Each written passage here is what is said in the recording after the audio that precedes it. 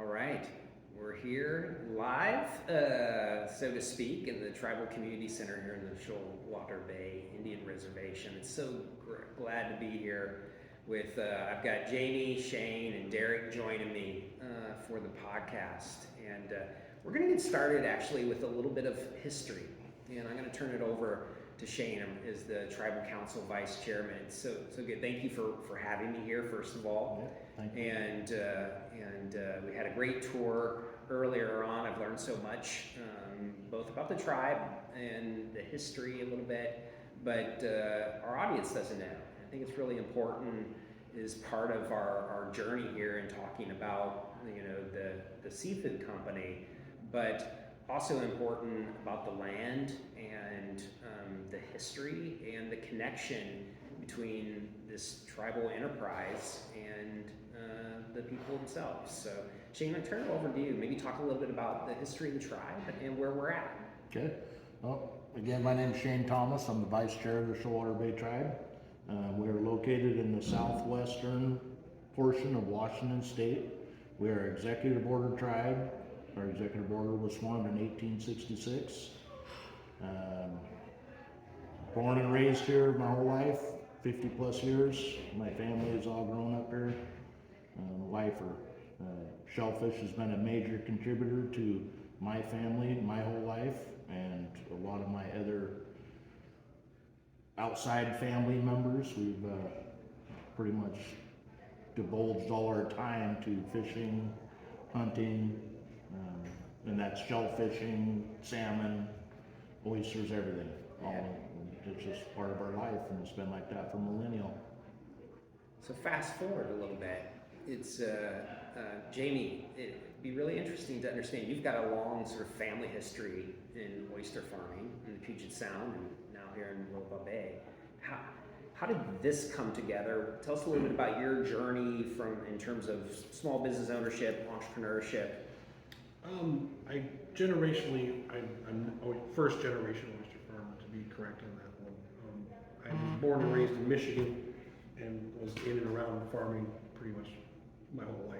It's quite a transition from Michigan farming to the coast. I knew I'd farm someday again, I just never knew it'd be underwater. Yes. For sure. And, been doing it for about 21 years, give or take. We have a farm in Hood Canal in a place called Seabeck, Washington, and started doing that a good long time ago now. And Washington State's a unique state in the sense that it's the only state in the nation where you can own the Tidelands privately. Most of the states, it's a lease situation in almost all circumstances. In Washington, the state used to sell the Tidelands in the 1800s and before patenting the state, and I learned you could own the Tidelands. We lived in another place called Bainbridge, which was a little more expensive. We found a place in Seabeck, got a lot more land for the dollar.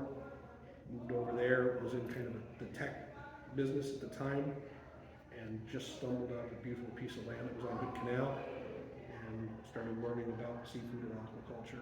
And to put it bluntly, it was a crusty old oyster farmer that worked the Tidelands for generations. Took me 2 years to get him to talk to me, and finally did, and I learned all the basic things I knew about oyster farming from him. His name is David Marin, and his parents did it for, like I said, generations. Yeah. So the tech industry was kind of falling out at that time, and needed something else to focus on, and dove head on into aquaculture and oysters, and I've been doing it ever since. Wow, that's quite the journey from growing up around farming land and then the tech industry to oyster farming. And I was a police officer. And you were a police officer. That's where it comes from. Yeah. Okay. Now we have a lot more grounding and understanding here. Okay. So fast forward a little bit from that enterprise where you were working your own business. What was the connection then to Shoalwater and the tribe here? Basically, what happened there, to be simple, is one of our vendors or suppliers met the former, casino director. Was he casino director? Johnny. Casino director. He was the casino director, and he was stopping by one of the people that we worked with in the oyster world, and my distributor called and said, hey, there's a guy that says he's representing an Indian tribe, and they got hundreds of acres, and they'd like to talk about it. And it didn't sound legitimate at the time, quite frankly, because that doesn't happen normally. And our farm had been going through some pretty major mortality events throughout the years, whether it be windstorms or unknown events that killed millions of oysters. So my focus over that last 8 to 9 years was to diversify and find a way to either buy other farms in other locations so that I could theoretically get all the eggs out of one basket. If something happened here, I still had it there. So I came to a meeting with the enterprise at the time, old board, and they presented an option to want to lease the Tidelands, and I then learned it was real, in essence, that, okay, there is an opportunity potentially here. And I said, instead of doing that, I think you've got a really big asset, and let's look at being partners on it. And I know how to build it, I think, if you want to participate and do this together. Yeah. Let's transition there real quickly to Shane. So Shane is the vice chair. What was the tribe thinking at the time? Because this is kind of new, right? In terms of tribal enterprise, that's more of a partnership oriented. Could you talk a little bit about that? Yeah, it definitely hit it right on the head. It's new for us to bring in outside help because we're a sovereign nation and we like doing things on our own. But with the trials and tribulations of shellfish growing, we needed to take the necessary step to gain that profit. And Jaime was pretty much ideal for that setup when he was asked to come on. Yeah. And everything was pretty much a nice picture was painted, and it's taken a little time, but everything does, to be successful. So in terms of, I'm also really interested in, this is a unique connection in terms of business enterprise overall, that there's a strong heritage, as you described earlier, Shane, in terms of the history of the tribe, a coastal tribe, and shellfishing overall. Could you talk about, both of you in some respect, like that intersection between the culture of the tribe and the business operation, whether it's in how you brand the business or how you share the story to customers? Because I assume there are a lot of other oyster companies, but this is quite unique, and I wonder if that's part of the story that makes the company more marketable in some ways. For me, I had some pretty extensive experience with the tribes in my region. They are what's called a treaty tribe, unlike this executive tribe. They're entitled to basically half of the wild harvest that exists on my beaches. I purchased from them when they did tribal buys. I learned from them. They were pretty supportive, but there's been a lot of friction throughout the decades to obtain those fishing rights and treaty rights for those tribes. And a lot of it was adversarial with traditional companies. I suppose my not being born and bred here helped a little bit to not care so much. Yeah. I just was getting help and I was helping them. And we got along pretty well, and I learned a lot from them. And that was the Skokomish tribe.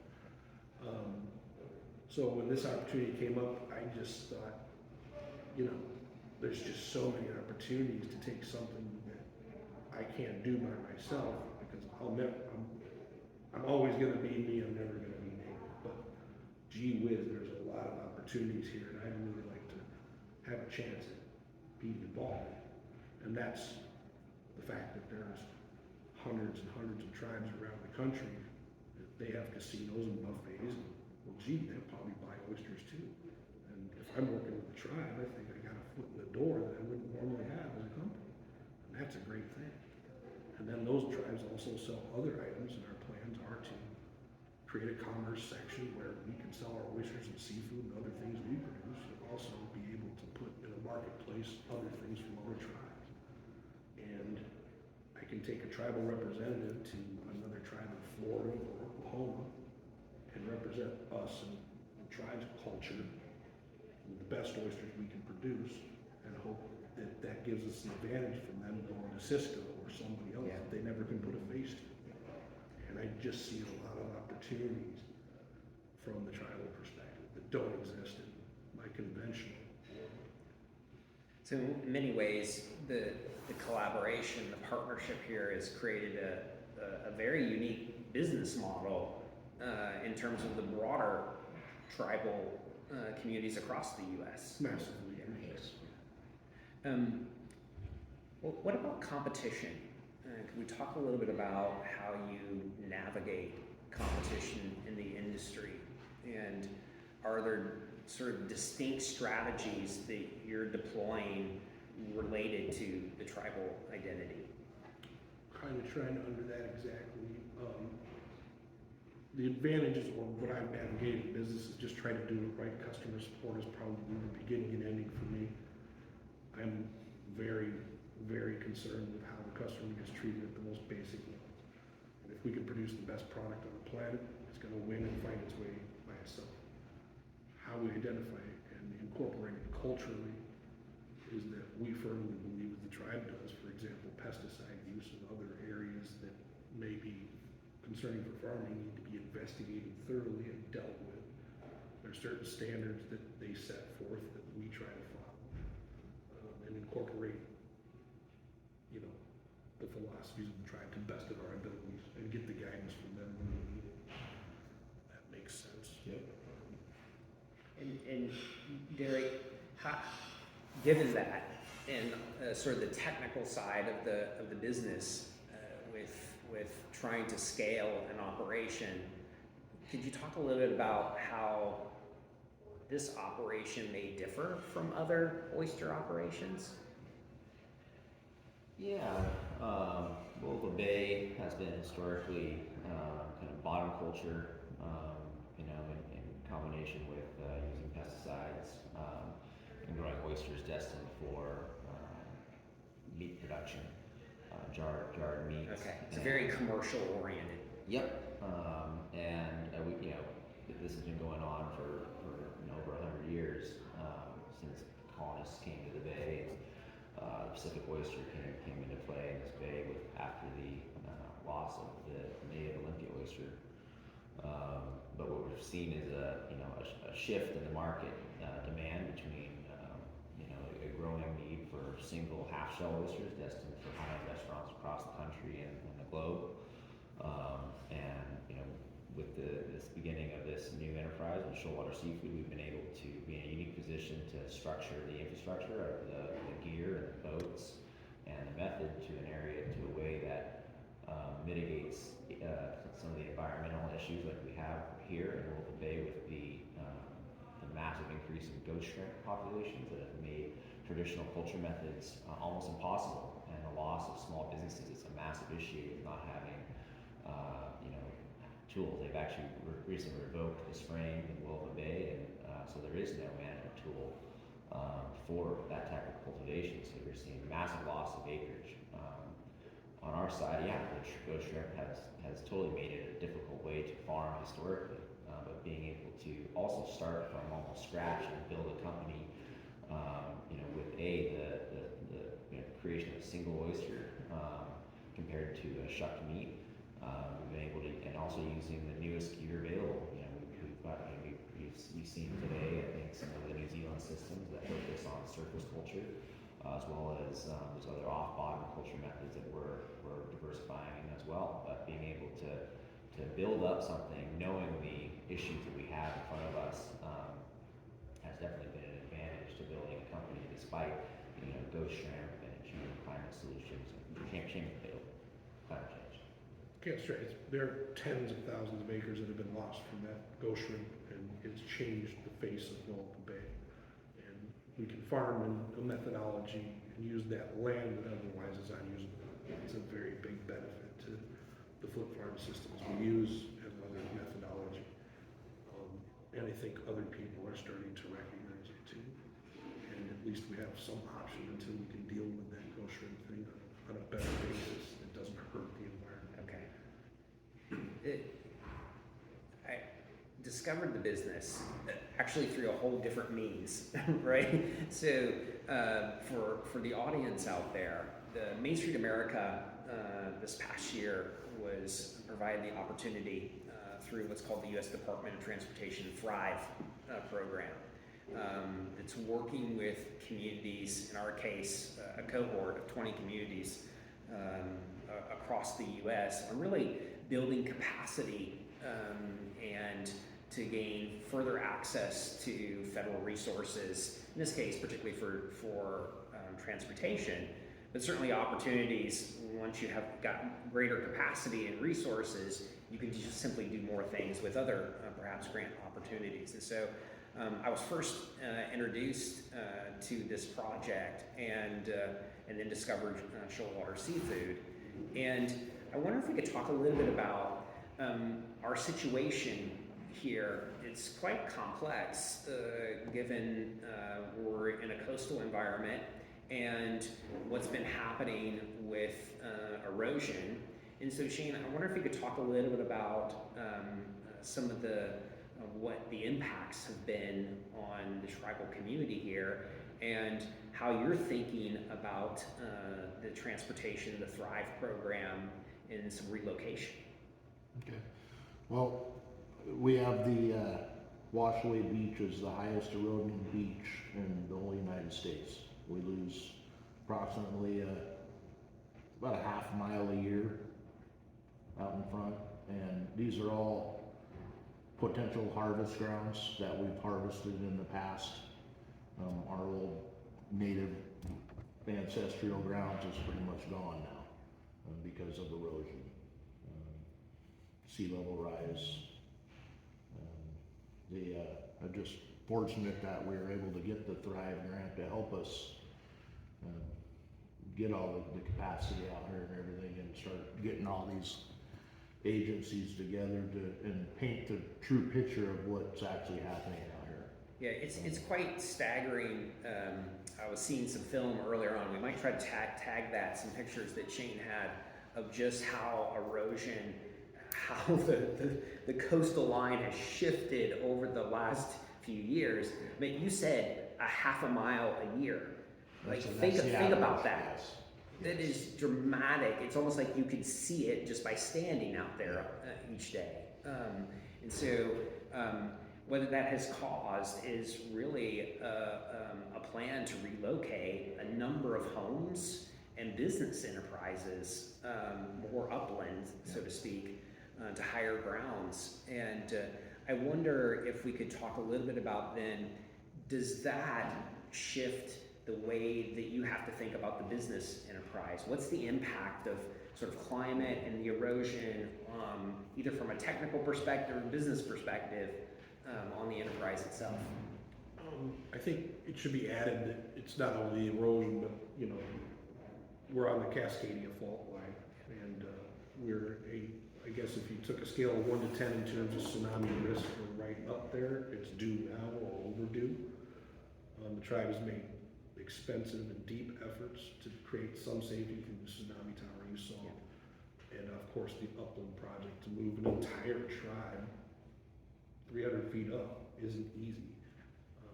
The challenges that it's created for us is obviously when the roads close, people can't get here, and it needs to be emphasized that that's just an issue on its own. But could you reiterate? Yeah, I think the thing that would be interesting to understand is it seems like there's a lot of variables to growing oysters that people probably aren't that aware of, and how impactful climate can be in whether it's temperatures or allowing for algae growth, I think was another big thing. Like, you talk a little bit about how climate is kind of shifting your world, the business world that you're in. One of my main motivations, as I mentioned before, is I've lost millions and millions of oysters, and that equates to millions of dollars in some cases for lifetimes, what seems like a lifetime of work, to see it just go away for either an unknown reason or an environmental reason. But last time it was 104 degrees, the hottest day ever recorded for my Hood Canal region, and the lowest tides of the year coincided with cooking Cooked it. millions and millions of oysters, not only for me, but our industry. It was impacted greatly. Some of these farmers couldn't survive that. They had to give up. They didn't have the resources. You got through COVID and then had enough to kind of limp through, pivoted out a retail model that kind of let me go forward, and then boom, lose it all again in the heat of it. So it's pretty challenging. So the environment's a big, big deal. And being here gives diversification. Diversification for my project here is pretty much one of my top 3 motivations.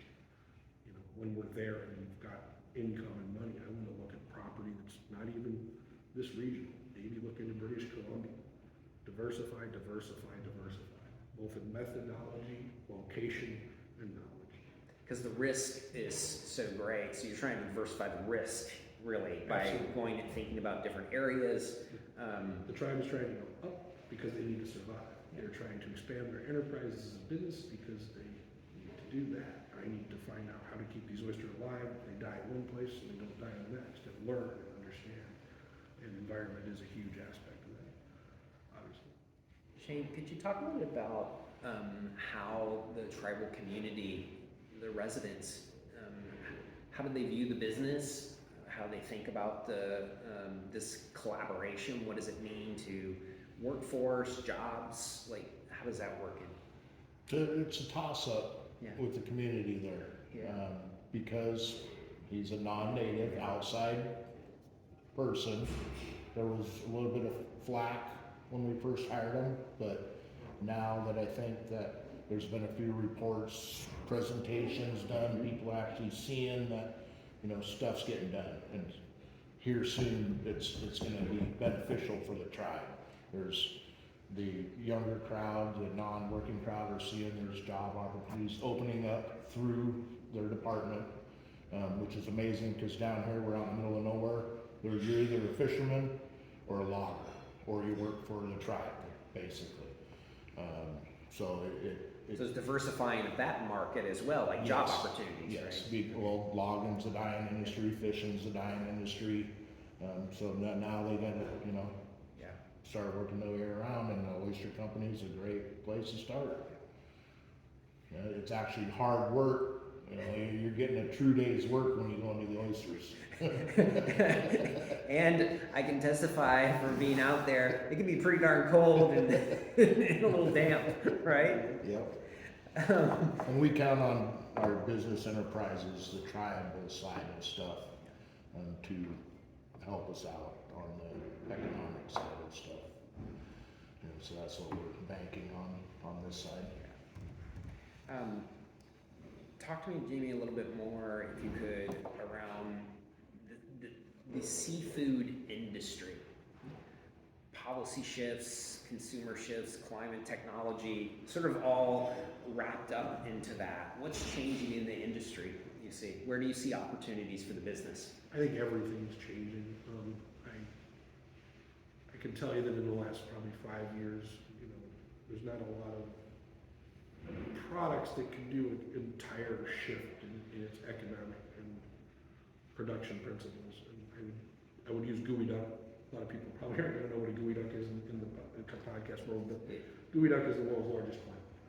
And there was an industry developed that's been very profitable over the last 20 years.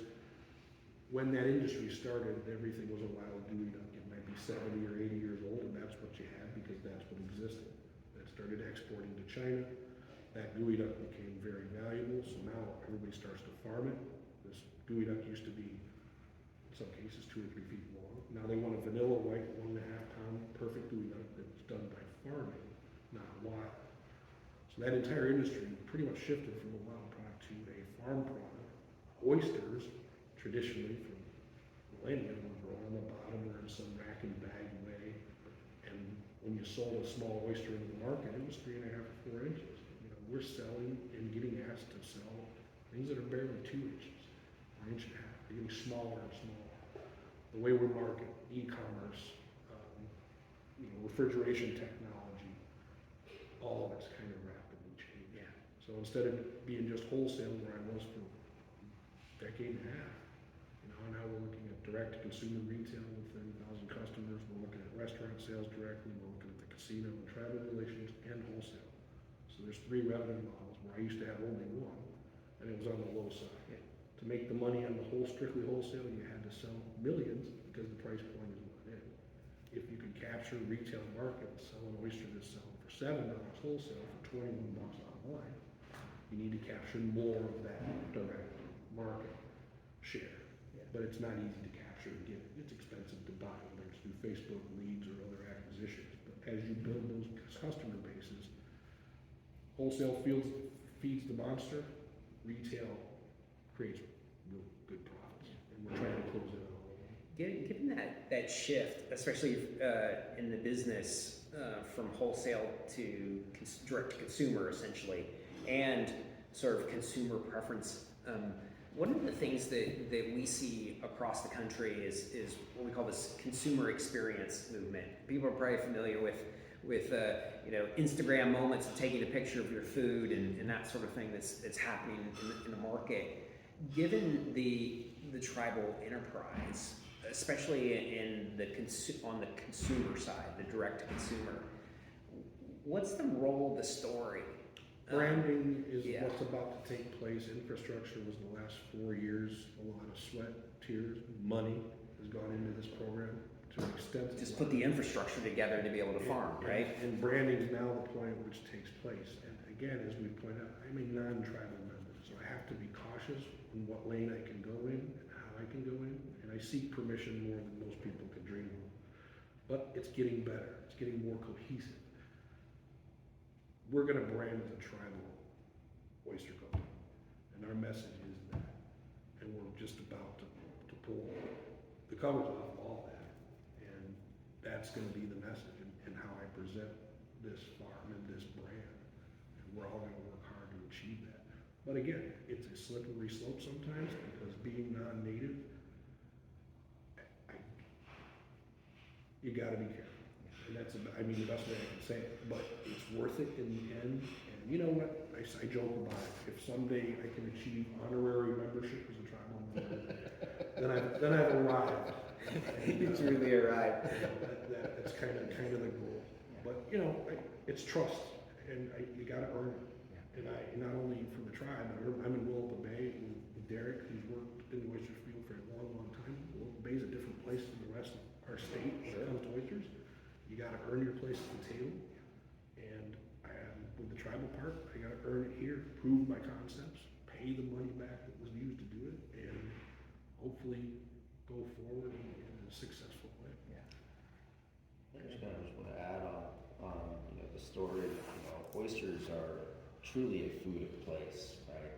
You know, you hear terroir thrown around for wine and grapes, and we use the term terroir, but you know, each oyster has its, you know, tells a story, you know, in that, especially in a raw, you know, you're literally drinking the water of this place, and which is a combination of the upland, which is this reservation. So these oysters that we were looking at in Kindred Slough, you know, is the essence of this land and these people. Like, you know, there's the cultural significance of the ancient village there on Kindred Island, and all of that water, you know, drains through. So these oysters are really, you know, to tell a story and have a story to tell, which is the Shoalwater Bay Tribe. You know, and these people were here harvesting oysters on these shorelines before any of the colonists were here for millennia. And I think that alone is a story. And oysters do make a great platform to be able to tell. And our customers, the ones we see, because we do drop off events too. When COVID happened, we pivoted to let oysters be sold and then pick them up. But then suddenly hundreds and hundreds of people started showing up. And then when I pivoted from Washington State Seafood to here and started really putting my emphasis on this and meeting people, they love this story. They are embracing this story. And they've stayed with me through some thick and thin, because when everything died, I had to stop. Yeah. And those customers that were gone for a while are coming back and going, we love this. Now we gotta really get that message out there from our affiliation. They just want more. They're writing me messages on Facebook and our postings, tell us more. We wanna know more about Shoalwater. And in turn, they're buying oysters. I was at a conference a couple weeks ago, national conference, and our COO for WBE was Jesse Downs did a presentation on oysters, and it blew everyone's minds of the methods and just how we kind of went about getting it all set up, and that really was a hit in the conference. Yeah, we are, you know, not to toot our own, but to toot it, we are getting noticed, and Derek's involved in a lot of advisory panels and also on our PCSG board, which is our Oyster Association. You need to be present at these meetings, and sometimes it feels like they're boring or they're too academic, but to be able to be there with people and kind of understand what's changing with the rules and how things are going. But we're seeing it, we're hearing it, you know, where other giant companies, when we mention, they're mentioning us, they're mentioning his work. And it's a proud feeling, it's a great feeling to get some recognition and finally feel like we're getting there. Yeah, yeah. And Shane, maybe close us out with, what does this business enterprise mean to the tribe? Everything. I mean, it's one of the leading businesses models, I believe, in this area on production of oysters. And it's not the mass meat production, it's individualized, clean, you know, and like Derek said, it portrays our tribe story for millennial. We, you know, that's everything with seafood, shellfish. Yeah, and I should point out that the other enterprise businesses funded this. We haven't borrowed money from traditional banks or anything else. This tribe and these other businesses have funded this operation, and it hasn't been cheap. And I think the tribe's hopefully proud to have something that is a natural resource maybe than a casino. God bless the casino, because I wouldn't be here without it.